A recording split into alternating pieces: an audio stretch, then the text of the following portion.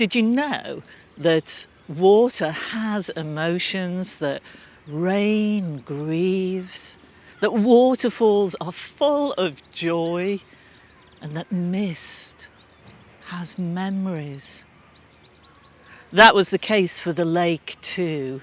The lake that was in the middle of somewhere near you.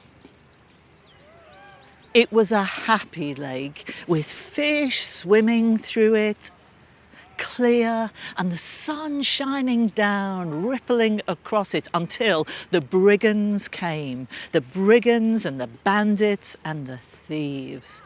They treated the lake as though they didn't care about it.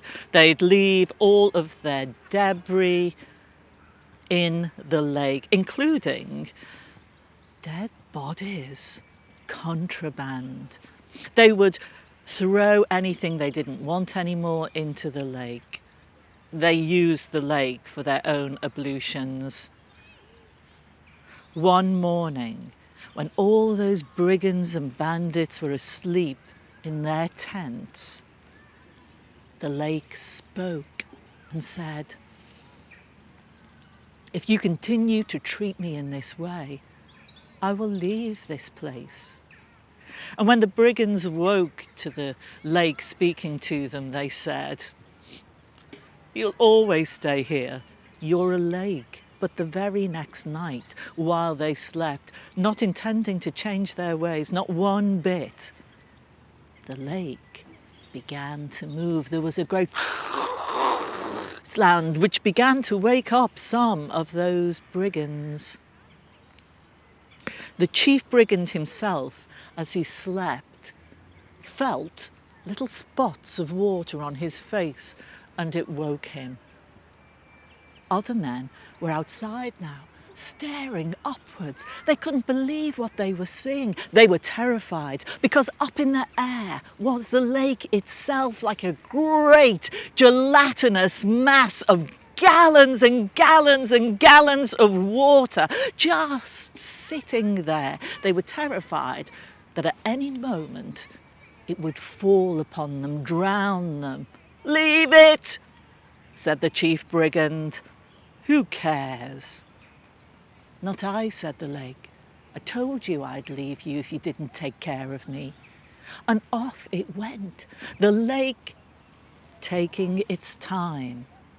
Days passed. It shimmered in the sky like a silver plate. And then it came to a land that was dry, and the people were suffering famine.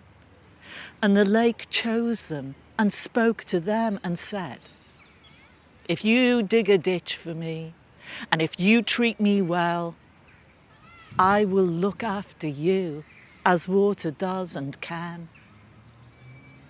And the people stared up, and the children stared up, and they said, "We'll treat you well, lake. We'll look after you." And so they ran off. They got their shovels and their spades and they began to dig and dig and dig until they created a bowl for the lake to come down and rest in. Birds flew down, swans came, ducks, mallards, and the people, they began to dig channels and they began to grow food. And they took care of the lake. And they lived happily, the lake and those people together. As for the brigands and the bandits and the thieves, when the lake had gone, they thought they'd find those caskets of treasure, but they didn't. In fact, when they opened any of the caskets that were there in the gloopy mud, it was just snakes and lizards that came out. And they had to move away. But the lake was happy where it had chosen, and the people were happy, for they had chosen to take care of that beautiful lake.